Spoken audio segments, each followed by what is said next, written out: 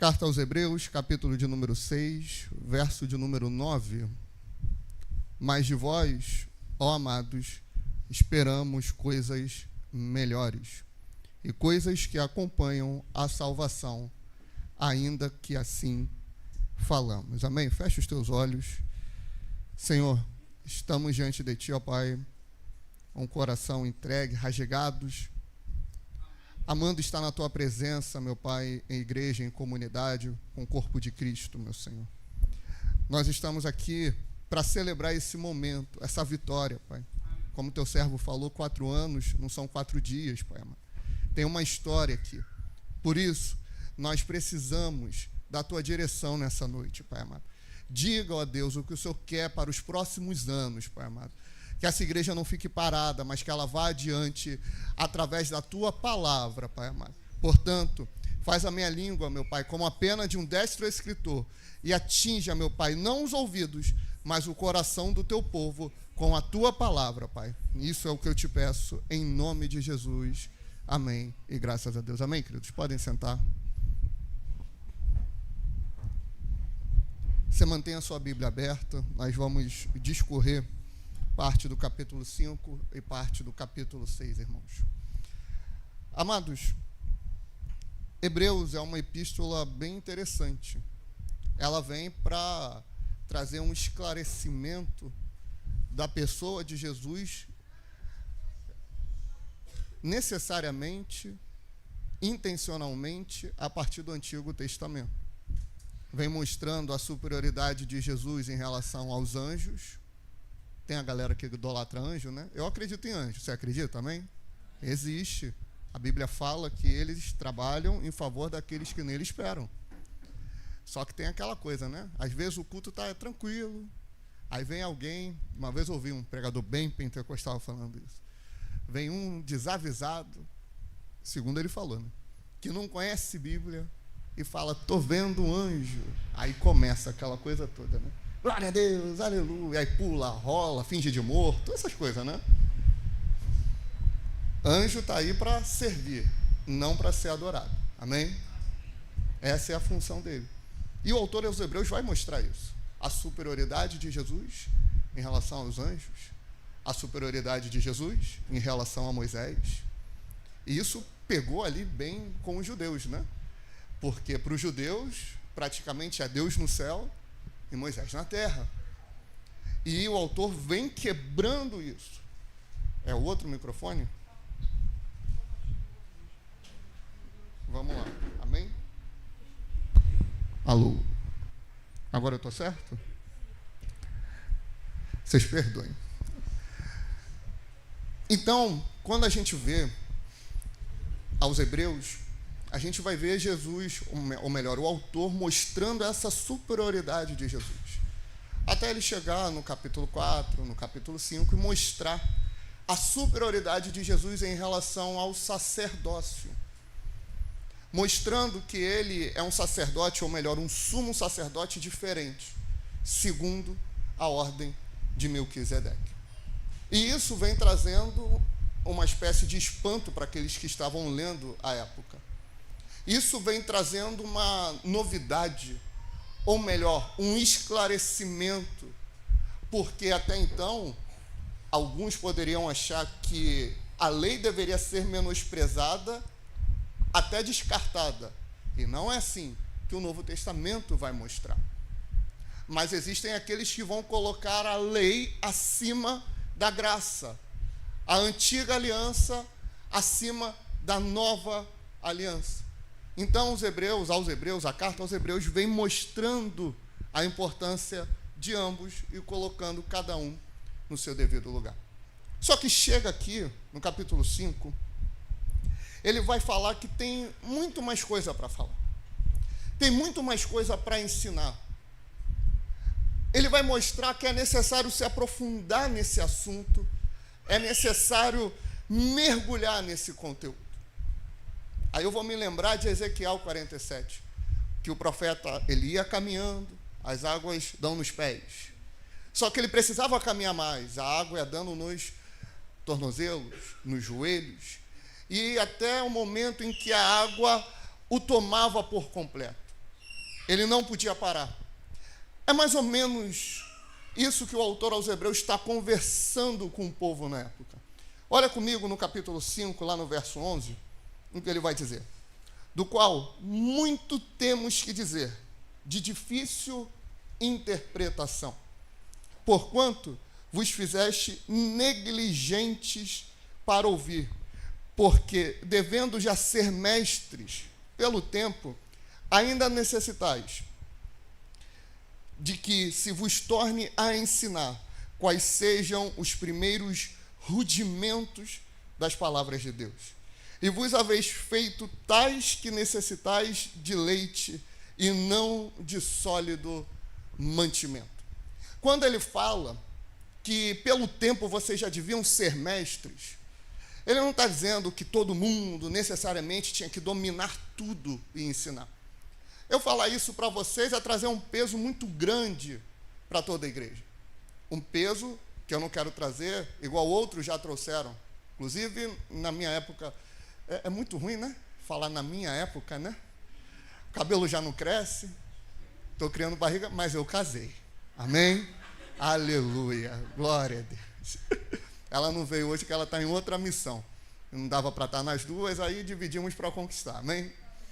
Mas, na minha época, teve alguns que colocaram um peso muito grande, e não é a intenção do autor aos Hebreus aqui. A gente precisa entender o texto dentro do seu contexto.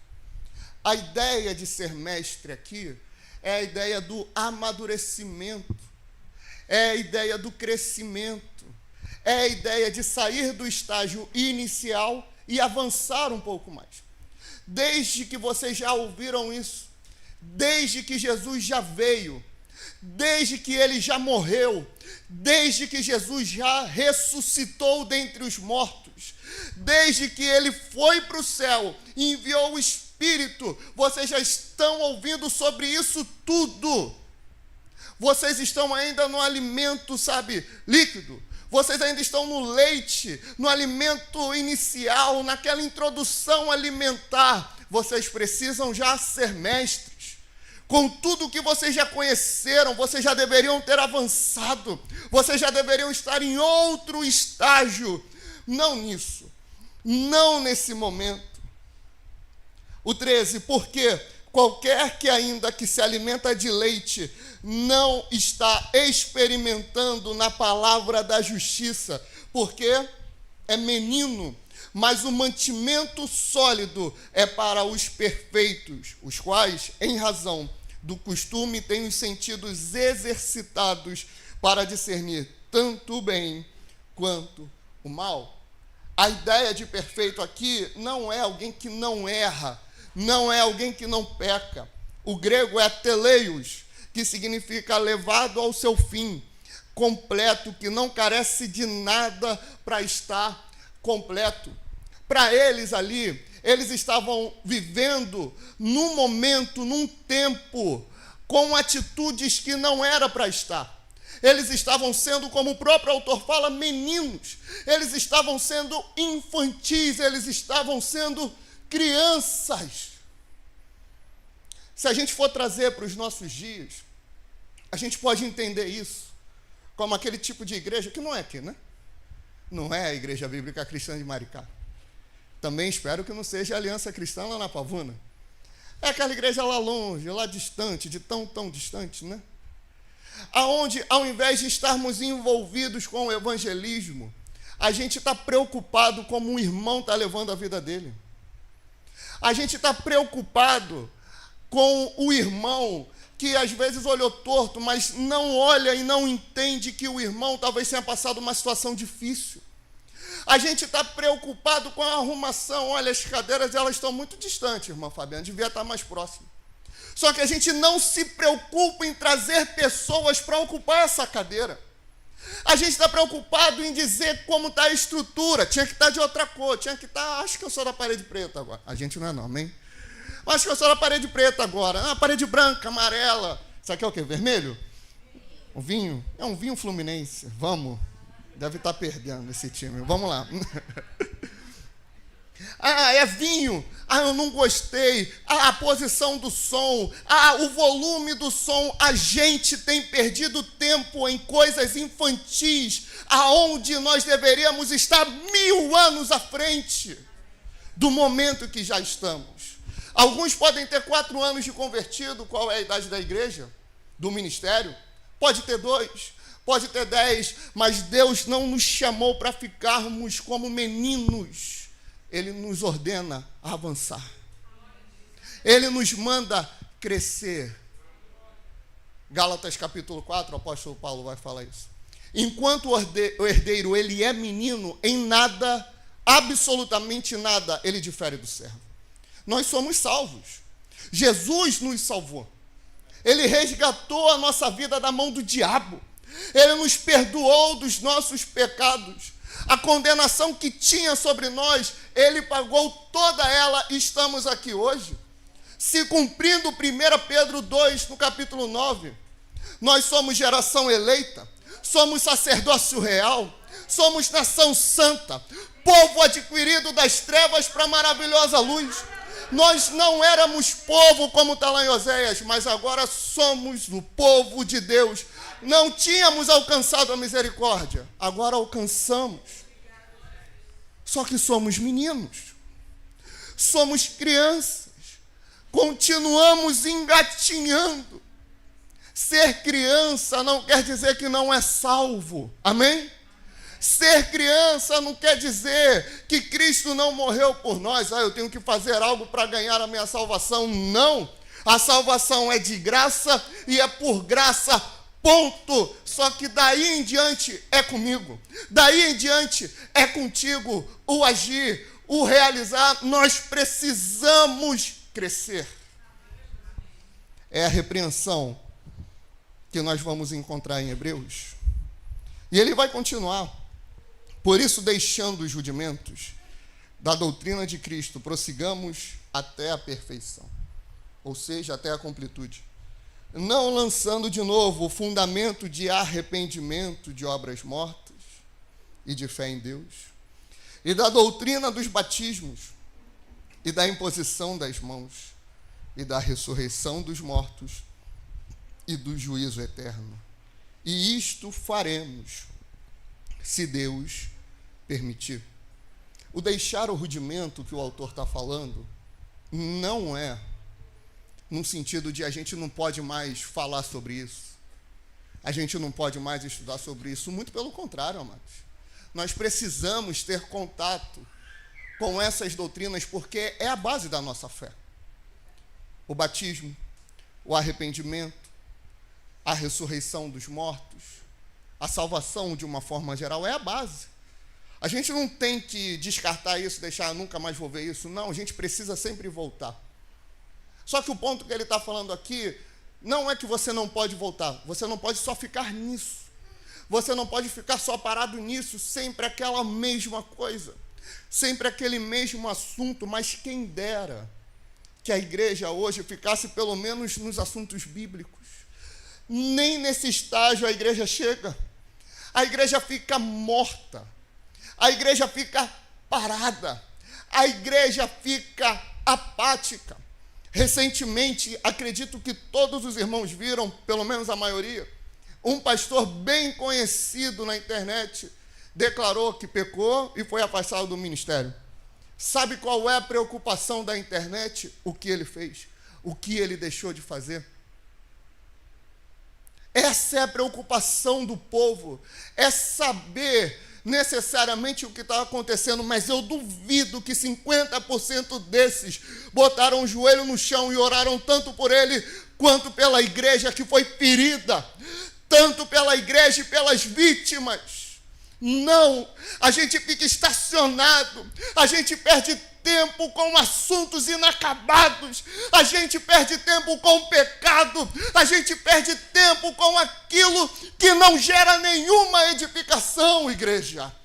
Já é hora de deixar isso, que nem de rudimento a gente pode chamar. Já é hora de deixar isso que faz a gente perder tempo. Já é hora de deixar isso para trás e crescer, amadurecer. E tem um motivo para isso.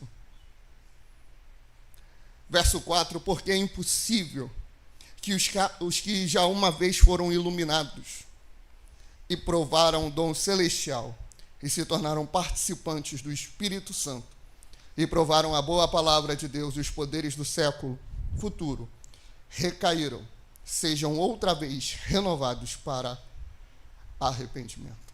Pois assim quanto a eles, de novo, crucificam o Filho de Deus e o expõem ao vitupério. Porque a terra que embebe a chuva, que muitas vezes cai sobre ela, e produz erva proveitosa para aqueles por quem é lavrada, recebe a bênção de Deus. Mas a que produz espinhos e abrolhos é reprovada e perto está da maldição, o seu fim é ser queimada. O que ele está dizendo aqui tem toda uma complexidade teológica, né, que eu não vou entrar nesses assuntos, porque eu não sou louco, né? É complexo, né? Eu não faço isso nem lá na aliança, eu vou fazer aqui. Basicamente, o que ele vai estar ensinando, em essência, para a gente, é que me parece que o motivo pelo qual eles ficavam nesses rudimentos, um dos motivos, eram para ser renovados novamente à salvação. Eles tinham talvez esse entendimento que aqueles que uma vez provaram, e quem provou do dom celestial foi o salvo. Quem recebeu da boa palavra foi o salvo. Quem foi iluminado foi o salvo. E eles caíram, e o cair aqui é a ideia da apostasia. Esses que apostataram, eles não conseguem ser renovados à salvação, porque se eles fossem renovados à salvação depois de apostatar da fé, Cristo teria que morrer de novo por eles. E o sacrifício de Cristo é eficaz, ele te salva e ponto. Quando você apostata, você está voluntariamente negando o sacrifício de Cristo. Perceba, eu não estou falando de deslize, eu não estou falando de pecar, eu estou falando de negar aquele que te salvou. Uma coisa é você desviar, uma coisa é você errar, uma coisa é você pecar, outra coisa é negar. Negar a salvação, negar Cristo, negar a palavra de Deus. Não estou falando negar no sentido lá que Pedro negou, não. É no sentido de falar, Jesus não é mais o Cristo, Jesus não é o Salvador, Jesus é um profeta, é nesse sentido. Você lembra do que Jesus fala em João 3?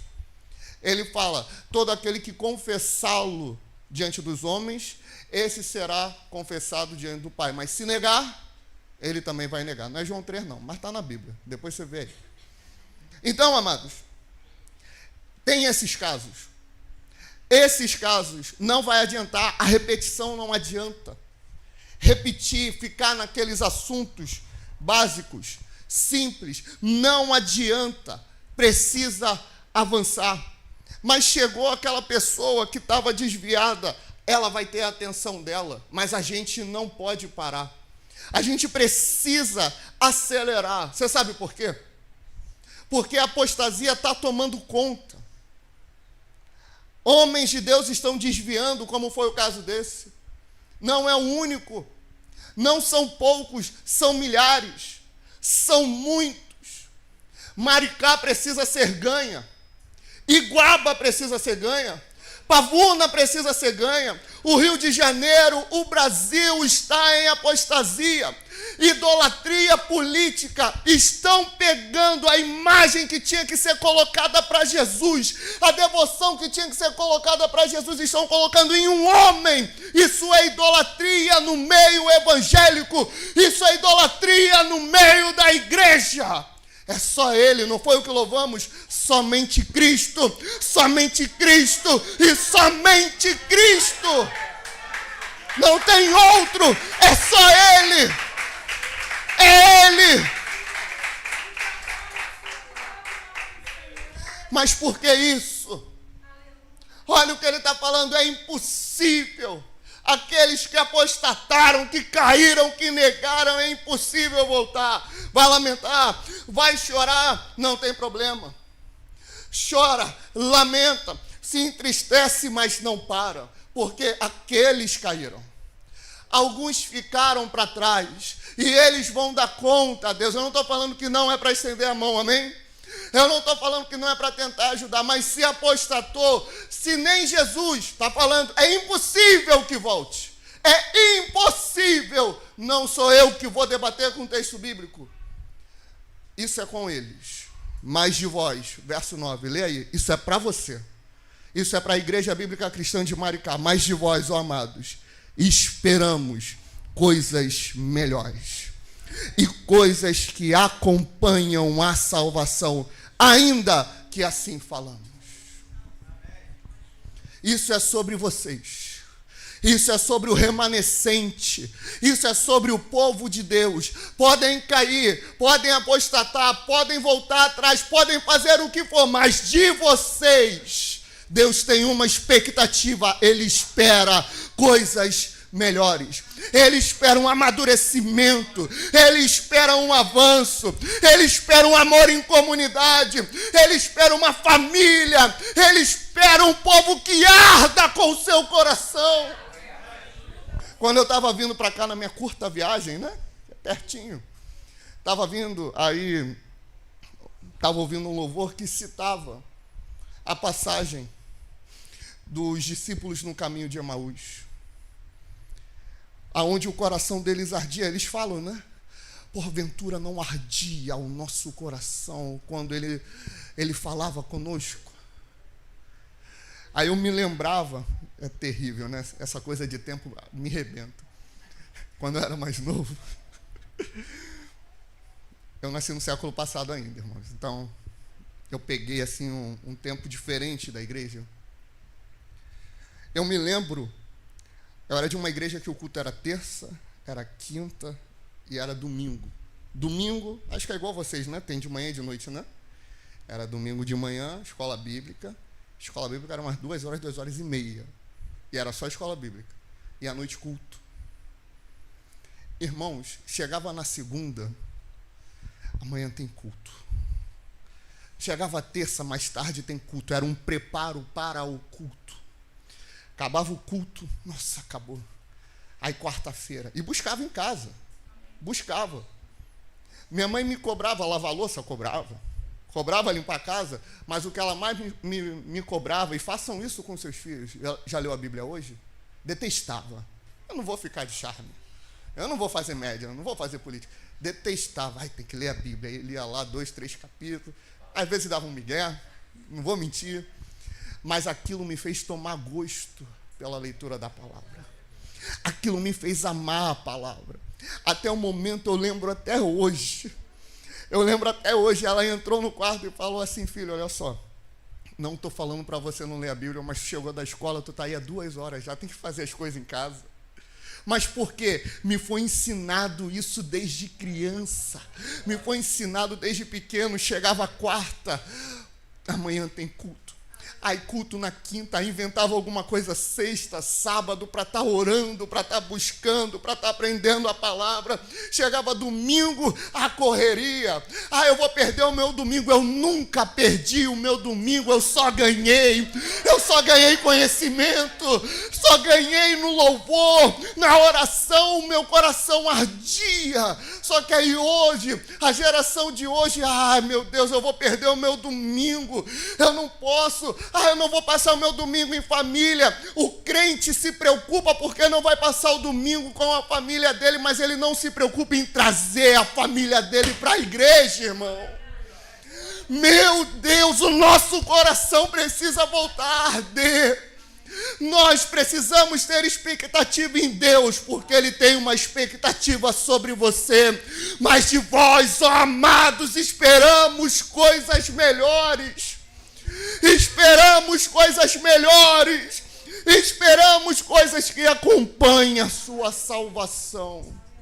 Você sabe o que isso quer dizer, querido? Você foi salvo, amém? Jesus te salvou? Responde, amém. Perguntar de novo, Jesus te salvou? Amém. Te salvou. Você tem noção do que é isso? Você tem noção da grandeza que é a salvação? Você tem noção que a gente está falando do Deus que se encarnou, do Verbo que se fez carne e habitou entre nós. Ele passou as aflições que eu e você passamos, eu tenho certeza que você já ouviu isso. Ele passou as necessidades que eu e você passamos, as tentações que eu e você passamos, tudo por amor. João 3,16, todo mundo conhece? Por quê? Deus amou o mundo.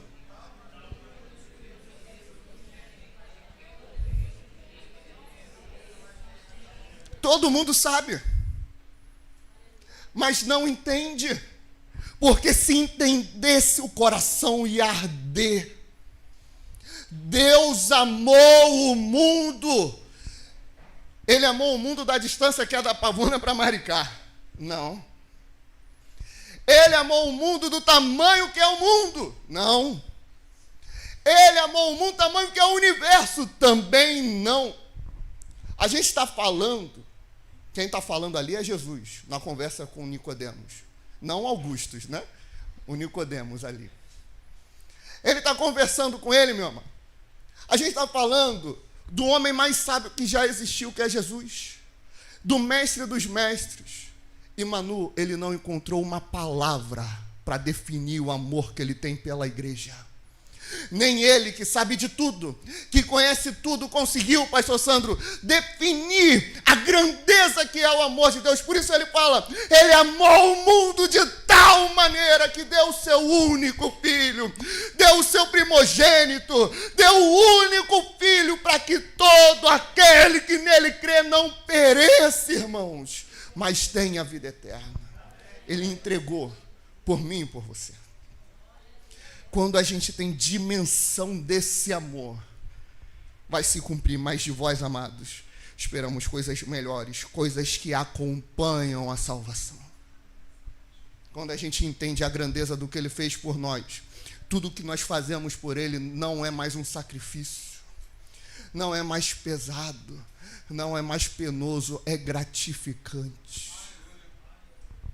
É gratificante. Porque Deus não é injusto para se esquecer da vossa obra e do trabalho do amor que para com o seu nome mostrais, enquanto serviste aos santos e ainda servis. Mas desejamos que cada um de vós mostre o mesmo cuidado para completa certeza da esperança até o fim, para que vos façais negligentes, para que não vos façais negligentes, mas sejais imitadores dos que pela fé e paciência herdam a promessa. Ele não esquece o que tu já fez de bom. Só que a gente não pode se apegar ao que a gente já fez de bom. Ah, uma pessoa foi salva através da minha vida, glória a Deus, já estou bem. Não, coisas melhores. Ah, eu fiz um culto, eu faço um culto toda semana na minha casa. Coisas melhores. Avança, cresça. Eu vou todo domingo para a igreja, coisas melhores. O próximo ano da Igreja Bíblica Cristã, você vem na quinta também. Coisas melhores. Eu leio um capítulo por dia, vou ler 2, coisas melhores. Eu oro dia sim, dia não, vou orar todos os dias, coisas melhores, coisas que acompanham a salvação. Ah, mas o povo não está aderindo, o povo não está querendo. Ah, mas o povo, as pessoas não estão sendo alcançadas. Você está orando? Você está orando em comunidade? Você está orando em igreja? Você está botando o joelho no chão? Você está botando a cara no pó? Não, então faça isso, se reúna com teu irmão, não espere uma convocação da igreja. Ah, mas eu quero evangelizar e não tem evangelismo. Não precisa de uma data para evangelizar, você já tem a ordem, vá e evangelize, vá e pregue coisas melhores, faça coisas melhores. Não fique limitado. Não fique apático, não fique parado, amadureça, cresça, porque Deus tem uma expectativa sobre a igreja. Ele tem expectativa e o texto vai ensinar isso, porque Ele salvou a igreja. A igreja é a representante dele na terra. A igreja é o povo que Ele confiou o avanço do reino e não essa apatia espiritual. A gente está vivendo num tempo de tanta lógica, um tempo de tanto questionamento, e tem que ter questionamento. Tem que ter. Por um lado, você tem as pessoas muito assim, Deus falou comigo, né? Deus falou. Tem hora que a gente não sabe, né?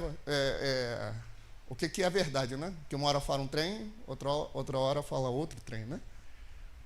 E isso não é de hoje.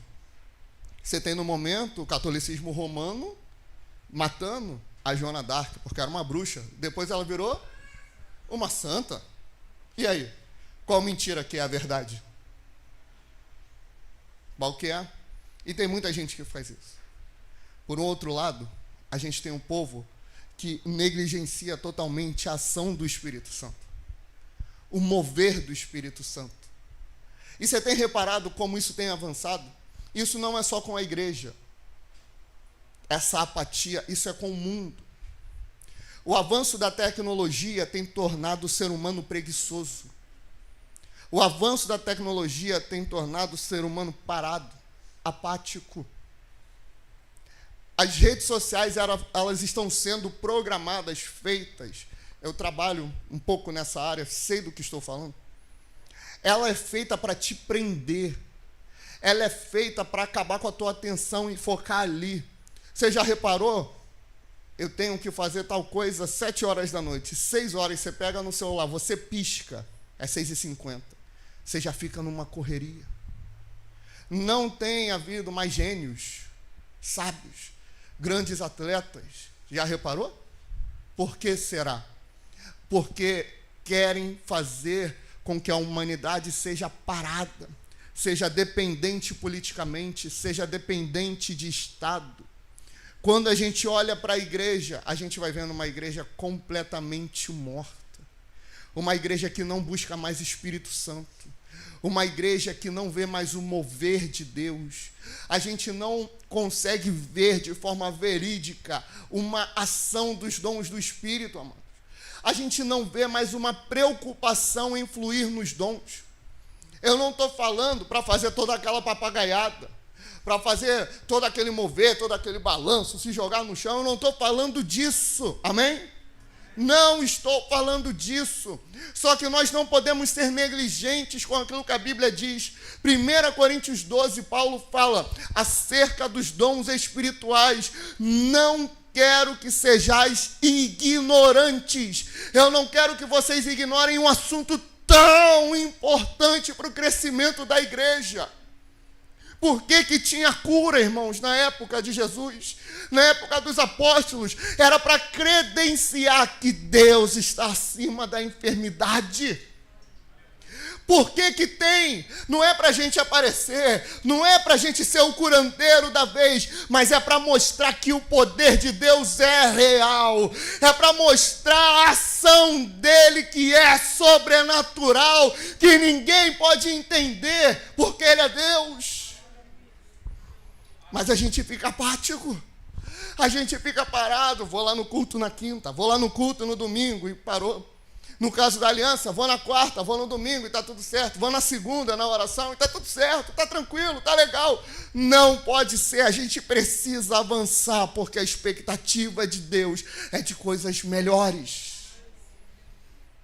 É olhar para a Bíblia, é olhar para a lista de 1 Coríntios 12 e falar: Senhor, o que o Senhor quer de mim aqui? É a profecia, eis-me aqui. É o discernimento de espírito, eis-me aqui. É a palavra de sabedoria, a palavra de conhecimento, eis-me aqui.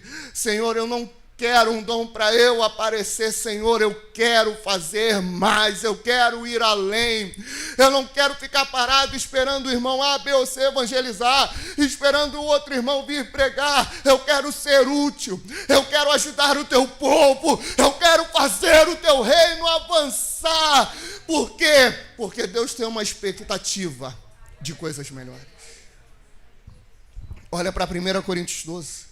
Olha para Efésios 4, uns pastores, outros mestres, outros apóstolos, outros profetas, outros evangelistas. O que o Senhor quer de mim?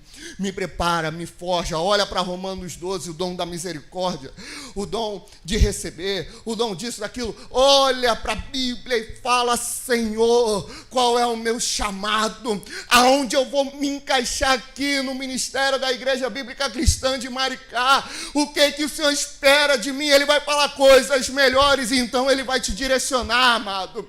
Ele vai dizer o que Ele quer de você. Joelho no chão, amado. Cara no pó. Coisas melhores. Coisas melhores. Coisas melhores que acompanham a salvação. Mas eu já fiz muito, glória a Deus. Ele não se esquece. Mas Ele espera coisas melhores. Ele espera evolução. Ele espera crescimento.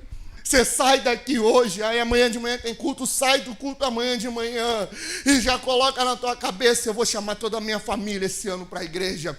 Eu vou perturbar, porque uma hora eles vão e vão ser libertos. Uma hora eles vão e vão encontrar Jesus. Eu vou chamar toda a minha rua, eu vou chamar todo o meu vizinho. Amado, quando tu encontra uma boa promoção, uma boa pinchincha, aquela coisa boa, tu não sai falando para todo mundo. Tu não encontrou na igreja uma pichincha, uma promoção boa. Tu encontrou aquilo que tem o maior valor, de graça. É de graça, então chama todo mundo, irmãos. Tem que ser no tom de escassez. Sabe por quê? Porque nós temos que buscar ao Senhor enquanto, uma hora não vai ter, enquanto se pode achar, invoca, enquanto Ele está perto. Chama todo mundo, coisas melhores. Não fica parado, não fica satisfeito, cresce, amadurece, não seja criança, não seja menino, vá avante, vá à frente, porque a expectativa de Deus, que Ele espera de você, coisas melhores. Amém, irmãos?